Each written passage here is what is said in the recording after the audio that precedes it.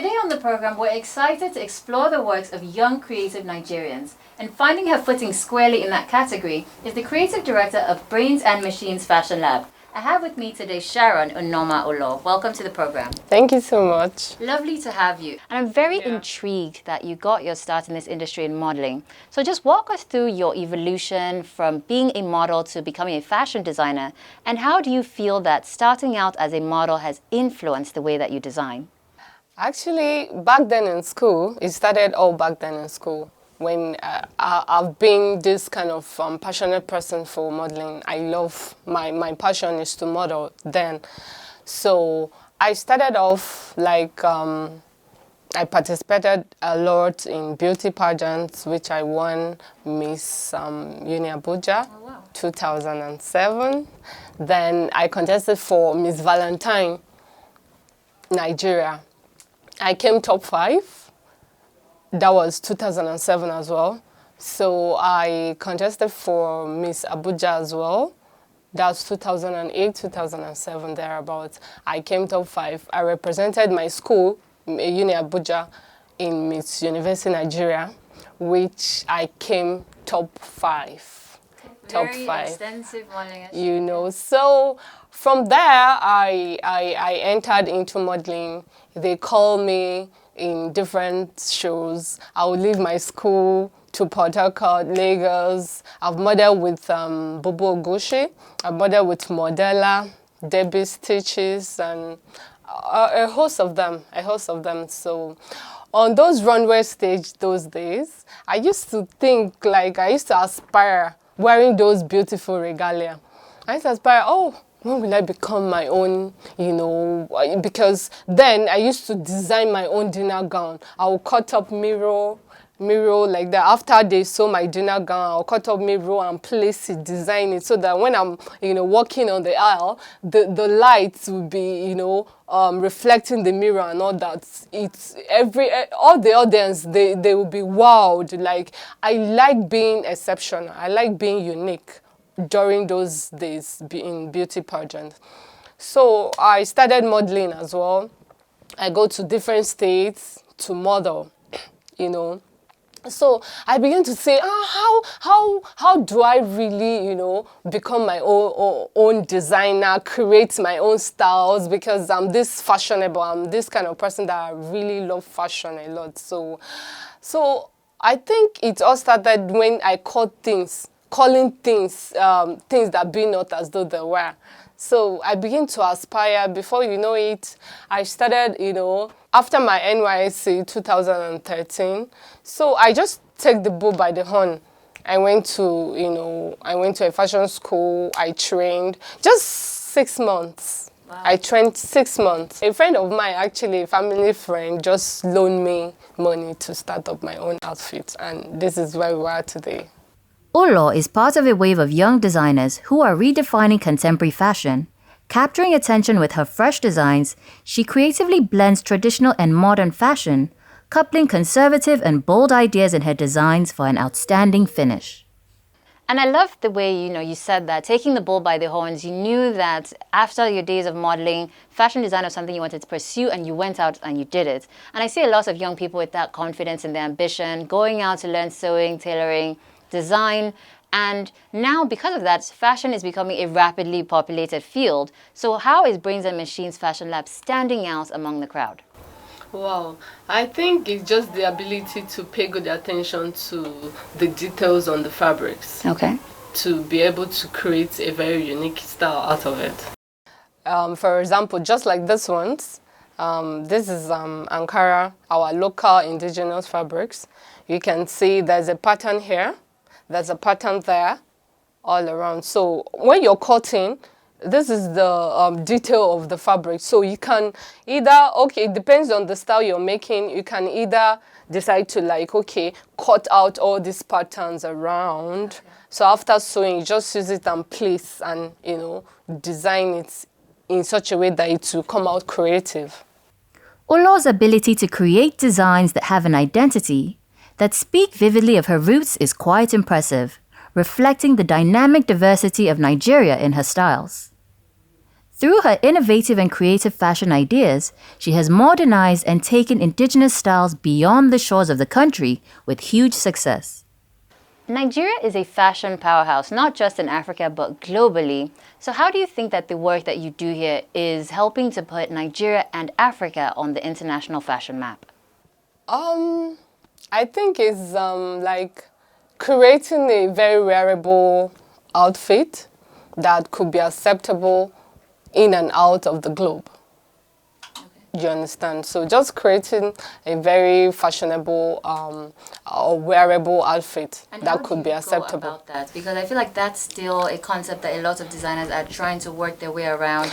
They're just making things that are wearable for Nigeria, but how do we push past the Nigerian boundaries and say, okay, I want people everywhere to be able to wear what I create?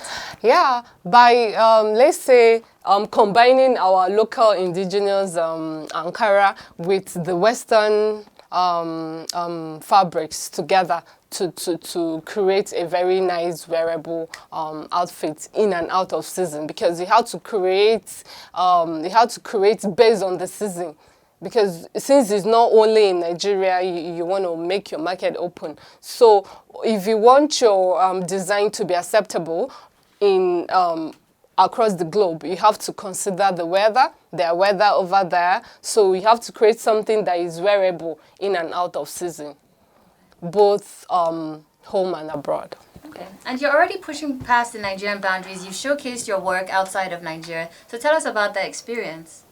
Oh, wow. My first platform actually was Fashion Rebirth, happened in Nigeria here, where we showcase our design. It was lovely. It was creative. It was mind-blowing experience. We had another one in Ghana, which we also showcased. It was called Children Fashion Show, Heritage Children's Fashion Show. Also, we had another one which happened in South Africa, where we also showcased our design. So our design is not just local, it's global, yes. Now, showcasing in Ghana and South Africa, you had a much wider range of competition than even when you showcased here in Abuja. So what was that like? How did you frame your collection to stand out amongst the other designers? Actually, I didn't really feel very intimidated because I was a runway model, so it gave me the confidence I needed. Even when I was, showcasing alongside with other designers that have been showcasing on the runway for over 20 years, I didn't blink an eye because I'm this kind of person that I'm a go-getter. It's always very great to see young people doing creative things, and I really do think that young people process their inspiration differently. They're always looking at things from a different angle. So how do you think that young people such as yourself are changing the fashion landscape? Actually, we're not here to change the fashion landscape. We're here only just to, add to the, remodify the existing fashion landscape. Like I got my inspiration from the internet. And when I walk on the streets, the things I see around the street. So a lot of things inspire me as a designer. So I just come up and, think of what to sketch, and there you go. Okay, and I mean, you feel that you're not necessarily changing the landscape, but you're doing something new. No one has had the idea to do things in the manner that you have. So in that way, sure, you're building on, let's say, like the inspiration and experience from what you've seen, but you are approaching things in a different way. And I just want to know, how do you feel that works to your advantage? Actually, I think I want to venture into recycling my materials, the used ones I've already make use of, just to recycle them, and put them off in the market. Okay, so recycle them into other wearable into pieces? A gamma, exactly, into wearable pieces. Okay, and that's actually great because there's been a lot of talk about sustainable fashion, and that really is something that I think we need to be working towards in the future, and it's big in other countries. What do you think? Do you see that having a future here in Nigeria? I know lots of designers are catching on, but it's still relatively new here. Yeah, sure. It just the challenges we might get because most of the individuals have not really understand the uniqueness of recycling materials, So I think that's one of the challenges we'll have in selling them off. But with the designer, like for me, when I recycle them, I take it to fashion shows and showcase, because people don't really, they are not really aware of the uniqueness. So there's a difficult in selling them off to an individual. So we'll take it to fashion shows to showcase. After a breakout on the runway, Ulor's brand captured attention with a stunning showcase that celebrated culture and creativity. With her fresh take on design, Ulor is ushering much-needed perspective into the fashion world. It's also very exciting to see this trend of more Nigerians embracing made in Nigeria wear, clothes that are made by Nigerians. So it's important when you do these things to still maintain a sense of identity that is Nigerian, but to have mass appeal. How is Brains and Machines able to capture that? It's really a hard work put in place there. We had to research more, work harder more on research on the global aspect of their own fashion, know what they are not doing, and put it into our own designing. I think with that we'll blow the market.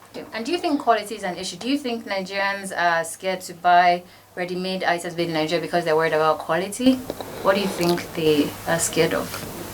Sure, of course, they are scared of qualities, but that's why I said that we need to research more, work harder, put best into our design to make it wearable, so that even those the Western world, when they come to Nigeria, they will really find our pieces very, very unique and nice.